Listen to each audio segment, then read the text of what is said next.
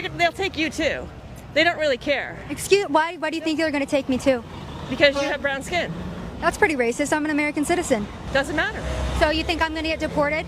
You could. So this woman right here thinks I'm going to get deported because I'm a brown woman. That's an extremely racist thing to say, ma'am. No, the racist people are... No, you're the racist because you just came up to me and said I'm going to get deported because I'm brown. How dare you? How dare you sit here and speak to me because of my skin tone? No, I don't need to be careful. Guess what? I voted for Donald Trump because he's a president of law and order, and I've actually met him. He's very nice. And it's racists like you who stand here and tell me that I'm going to get deported because I'm brown. How dare you? This is the average white liberal right here. How dare you? How dare I? Yes, how dare you? How dare I? So you're coming up here and you're telling me that I'm going to get deported because I'm brown. So we need to talk about something that honestly should concern anyone who cares about basic law, order, and freedom of the press. A journalist, Savannah Hernandez. You guys may have familiarity with the network Turning Point USA from Charlie Kirk. Rest in peace to him. And my heart goes out to his family. But she works for that network. Was reportedly assaulted while covering a protest outside an ICE facility in Minneapolis, Minnesota. And regardless of where you fall politically, that should immediately raise a serious red flag. From what's being reported, this wasn't just a heated exchange or a disagreement. This escalated into physical violence. She was there in her professional capacity, doing what journalists are supposed to do, documenting what's happening on the ground, asking questions, and show the public what's going on in real time. And instead of being allowed to do that, the situation turned hostile. Now, in my view, this is part of a much larger pattern we've been seeing. Protests around issues like immigration enforcement, especially involving ICE, have become increasingly intense. People are passionate, no question about that. But when that passion crosses the line into aggression or violence, especially towards members of the press, that's where things start to break down. Because at the end of the day, whether you agree with someone's reporting or not, trying to silence them physically is not protest. That's something else entirely. And that's a line that in a functioning society just shouldn't be crossed. And what makes this situation even more concerning is the environment surrounding it. These protests aren't just isolated moments anymore. They are becoming flashpoints, places where tensions escalate quickly, where emotions run high, and where incidents like this can happen. Now, to be clear, I'm not saying everyone at these protests is responsible for this kind of behavior. That wouldn't be fair or accurate. But what this does show, at least from my perspective, is that there are elements within these movements that are willing to take things too far. And that needs to be addressed honestly, because if journalists can't safely report from the ground, if documenting events become a risk to your physical safety, then that affects everyone. That's not just a political issue, that's a foundational issue. So in this video, I want to break down exactly what happened, talk about the broader context here, and explain why this situation matters beyond just one incident. So hit the like button, share the video, subscribe to the channel, and check this out. An official announcing this weekend a federal investigation is being opened into an assault that allegedly occurred during a protest in Minneapolis. The incident, which was all caught on camera, involves Turning Point contributor Savannah Hernandez. The National News Desk, Jeff Harris, joining us tonight. And Jeff, since that announcement was made, multiple DOJ officials have responded. Break down what we are learning. So the Hennepin County Sheriff's Office has confirmed 4 people were arrested following the protest over the weekend. 3 specifically linked to the alleged assault on Hernandez. DOJ officials also revealing on Sunday that the FBI has now opened an investigation. Turning Point USA contributor Savannah Hernandez says she captured the exact moment she was brutally assaulted by multiple people while reporting on an anti-ICE protest in Minneapolis on Saturday.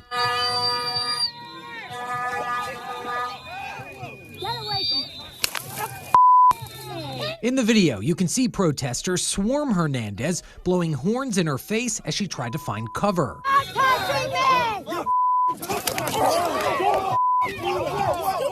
Speaking out Monday night, Hernandez. And you guys see that, right? So when you look at the footage and the details coming out of the situation, it's hard not to ask, how is this being considered acceptable behavior? There's an individual getting directly in Savannah Hernandez's space and blowing a whistle right in her ear at close range, as you guys can see right here in the footage. And now, in my view, that's not just disruptive, that crosses into something more serious. You can actually cause harm doing something like that, especially at that distance. And it clearly goes beyond what most people would reasonably define as peaceful protests. And this is where the disconnect really stands out to me. There's often a claim that these demonstrations are entirely peaceful. But then you see behavior like this, aggressive, invasive, and clearly intended to intimidate or interfere with someone doing their job. And it raises questions about what peaceful actually means in practice. Now, and again, I'm not saying everyone involved in these protests behaved this way. That wouldn't be accurate. But there does seem to be a tolerance for this kind of conduct in certain circles that's concerning. Because if the standard becomes that this is acceptable, that getting in someone's face using loud devices to overwhelm them or trying to disrupt them physically is just part of the process, then we are lowering the bar in a way that's not sustainable. In my perspective, this is what happened when lines aren't clearly enforced and when there aren't consequences or when behavior like this is minimized or brushed off. It tends to escalate.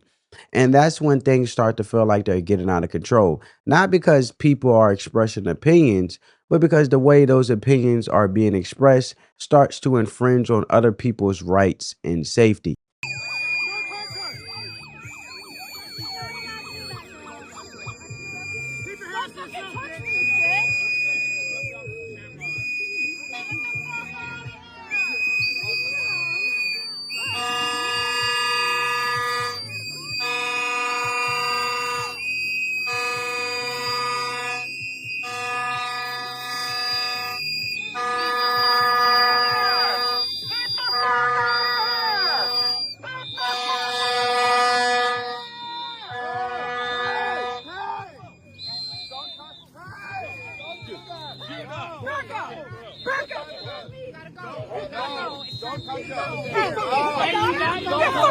Yo, it's right. Yo, it's over. It's over. It's over.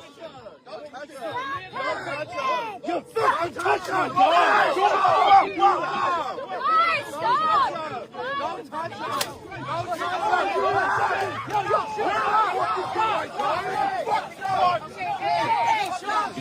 Guys, it's over. It's over. Back the fuck up. It's over. It's documented, so get charged. It's over. Fucking kid again. Buddy, come on. Dude, we love you. We love you. We love you. Hey. Let him leave. She's not enjoying things. I know, just go though. Hey, let's get you out of here. We're trying to leave. Let's go. Let's get you out of here. I know. Let's go. Where are you going? Where do you need to go? We'll walk you to your car. I don't have a car. Where do you want me to go? Derek, can we get her somewhere? We'll get you to safety. You're not going to be hurt. Come with us. Where's your car? Where's your... Well, no, we... I'm not facing people. I was standing at the fence. Where's your car? Yo, I'm rescuing you. Stop fucking yelling at me, you fucking idiot, okay? You dumbass. I'm going to call you a fucking idiot for yelling at the person who's rescuing you. Come with... All right, family. Sorry for the profanity. Sorry for the noise that may have bothered your eardrums. And this right here, I just wanted you guys to see it from another angle. So moving forward, right, there's another part of this situation that I just shown you from a different angle, same situation up close. And it really stood out to me, and it adds another layer to this conversation. And these are the individuals, which was the guy who pushed her with his eyes like this. That was the father. And apparently it's Paige, Diana, and Chris on Scroll. Hopefully, if I botched the name, hey. You're not going to get away with this. I'm going to do everything in my power to make sure you are charged for the brutal attack you committed against me. Now, this is Savannah Hernandez X account, right? She posted on X. So based on reports and footage circulating, it appears that these individuals, multiple individuals, they're all our family. So this is the mother right here. This is the father with his eyes popping out his eye socket. And this is the daughter right here. The daughter is the one with her mouth open with no glasses. The father is the one with the eyes popping out the eye socket. And the mother is the one with the glasses on. So they are a family. And what looks like to me, as you guys seen, a grown man engaging in physical behavior towards Savannah Hernandez.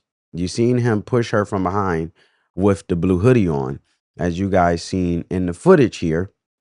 And we could this guy, right? So this is the father. A grown man engaging in physical behavior towards her. And in my view, that raises serious concerns, especially when you're talking about a group dynamic where tensions are already high. When multiple people are participating in that kind of confrontation, it stops looking like a protest and starts looking like targeted intimidation. Now, I want to be careful here and stick to what can be reasonably observed and discussed. But if the reporting is accurate, this wasn't just one isolated individual acting out. As I said, it involved more than one person engaging in aggressive behavior.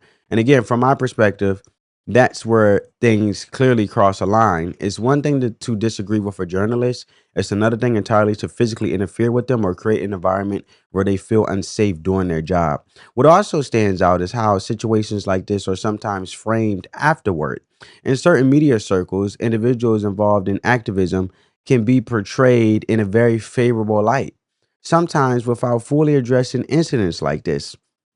And that creates a disconnect for viewers who are seeing the footage and asking, wait a second, are we all watching the same thing? Because if accountability isn't applied consistently, if certain behaviors are downplayed depending on who's involved, that's when public trust starts to erode. At the end of the day, this shouldn't be about personalities. It should be about standards. And the standards should be simple. No one, regardless of political alignment, should be engaging in physical aggression toward a journalist covering an event.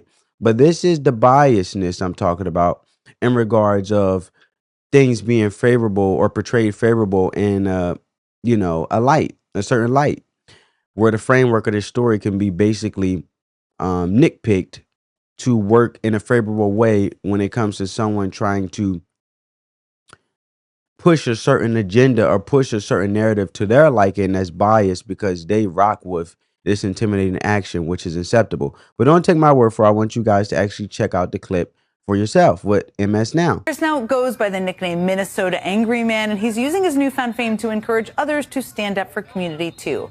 Ahead of nationwide strikes and protests tomorrow, we asked Chris if he had any words of wisdom to share, and here's what he had to say.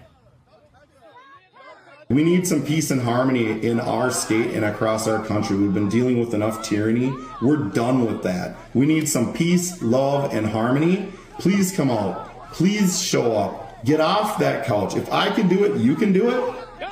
We can march. We can dance. We can sing. We can hug it out. We can swear at the sky.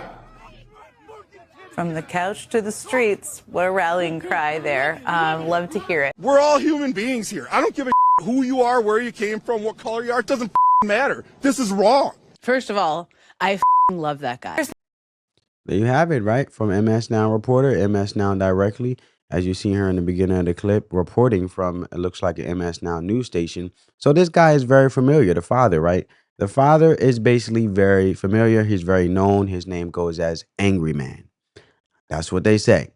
So now, with that being said, unfortunately, the daughter got arrested, right? The daughter right here with her mouth wide open.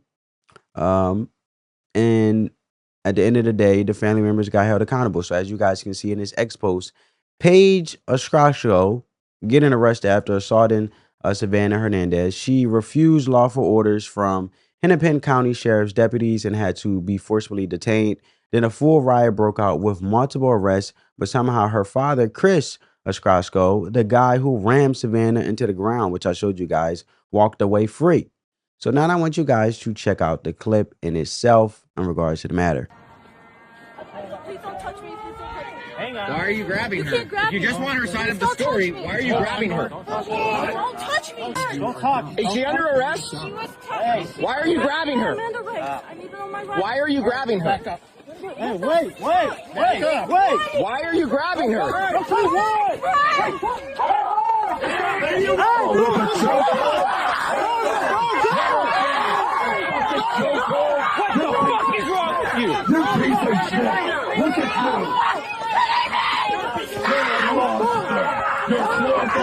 I just got maced. What the fuck is wrong with you, sir? That other girl instigated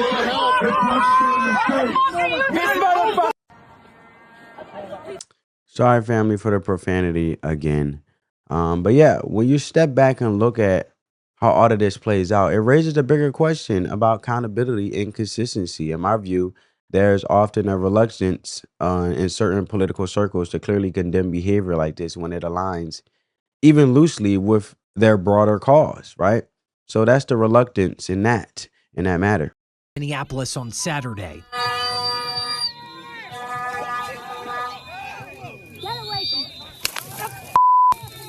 In the video, you can see protesters swarm Hernandez, blowing horns in her face as she tried to find cover.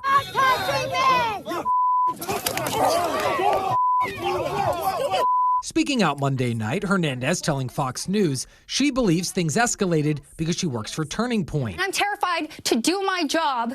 I can't even interview people properly on the street because I got brutally assaulted and pushed to the ground by a 250-pound man for simply going and reporting on anti-ICE activities. The Hennepin County Sheriff's Office confirming a total of 4 people have been arrested, 3 in connection to the alleged assault. While their identities have not yet been released, multiple reports have identified the man seen in this video wearing a blue sweatshirt, his wife, and their daughter, who Hernandez says is the person being taken into custody in this video.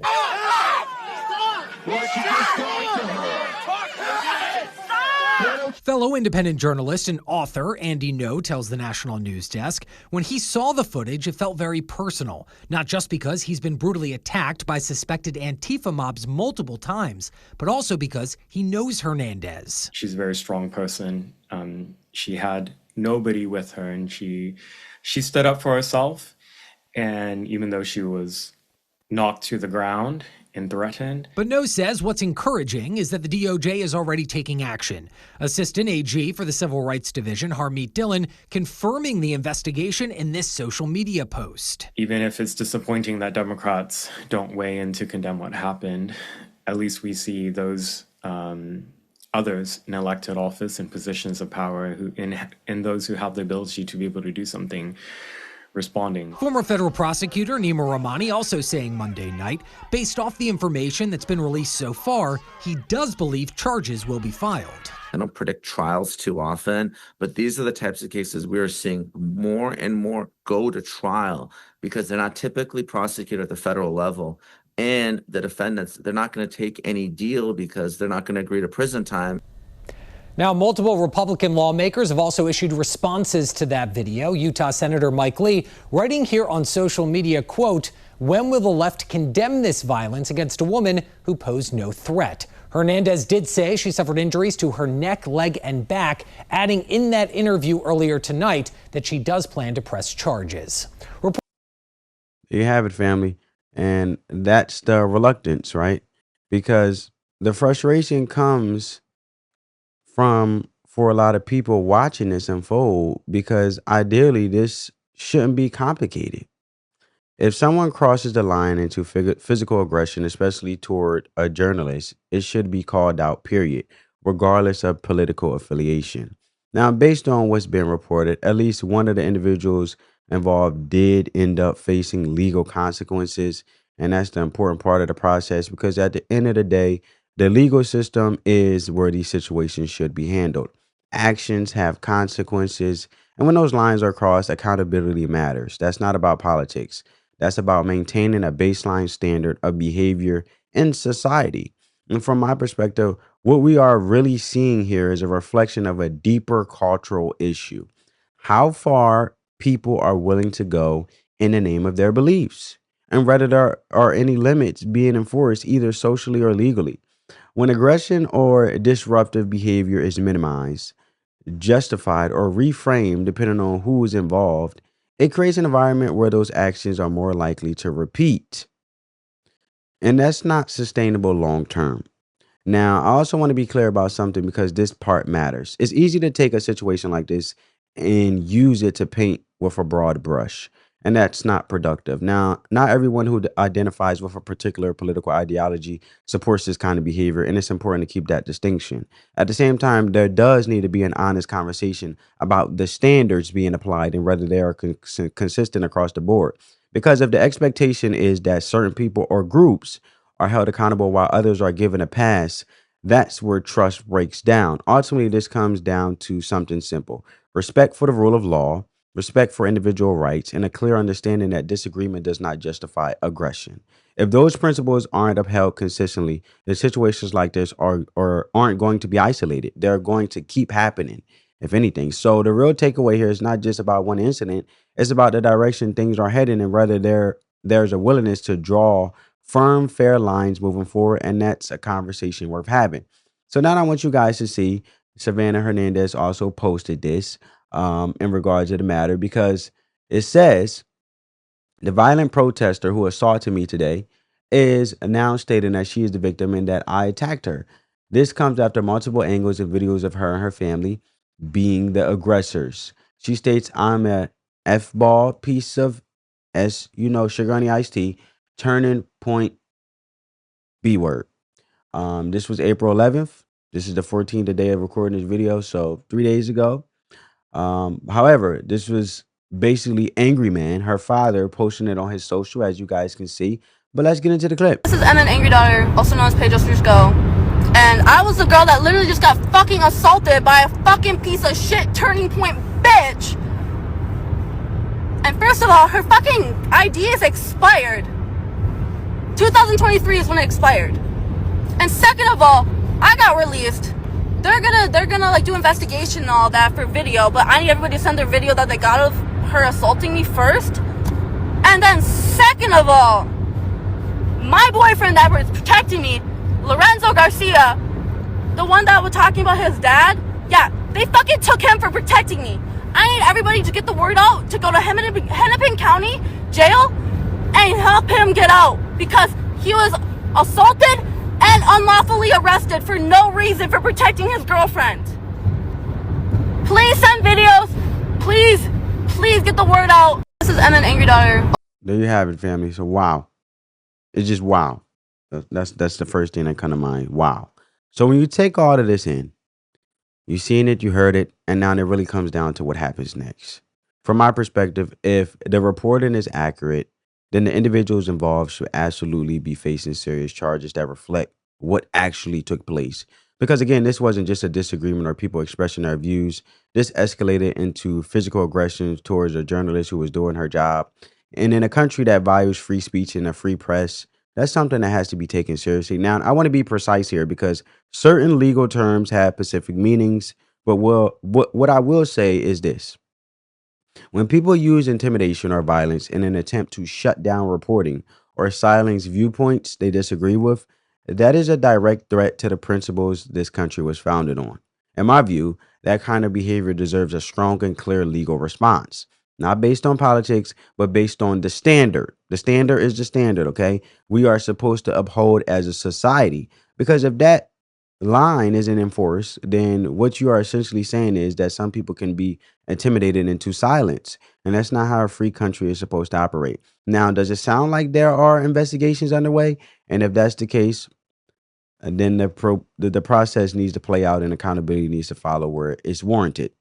That's how you maintain trust in the system. And more broadly, I think this speaks to a bigger concern a lot of people have right now, which is whether the law is being applied evenly and consistently. Because if people start to feel like enforcement depends on political alignment, and I'm saying political alignment or not, because we all know that Turning Point USA and her being a contributor to that network is a conservative leaning network. Now, it is seen throughout online and across from what I've come across that a lot of individuals who happen to be against the way ICE is doing things come to be Democrat or liberal, as they say, right? So that's why I'm saying political alignment. So back to what I'm saying, because if people start to feel like enforcement depends on political alignment, now that I gave you guys a distinction in the context even further, that's when confidence in institutions start to break down. At the end of the day, this isn't just about one incident. It's about the standard. It's my whole point here. We set moving forward. Do we allow intimidation and aggression to become part of the landscape, or do we draw a firm line and say that's not acceptable, regardless of political alignment? Because from my perspective, that line has to be clear. So we'll see how it plays out, but the expectation should be simple. Uphold the law, protect people's rights, and make it clear that actions like this have consequences. Let me know what you think in the comments, and if you found this video breakdown helpful. Make sure you like, share, and subscribe, and turn on your post notifications so you don't miss the next video. Spread that peace, love, and positivity, family, always. As always, we just having a conversation. Catch you in the next one. Peace.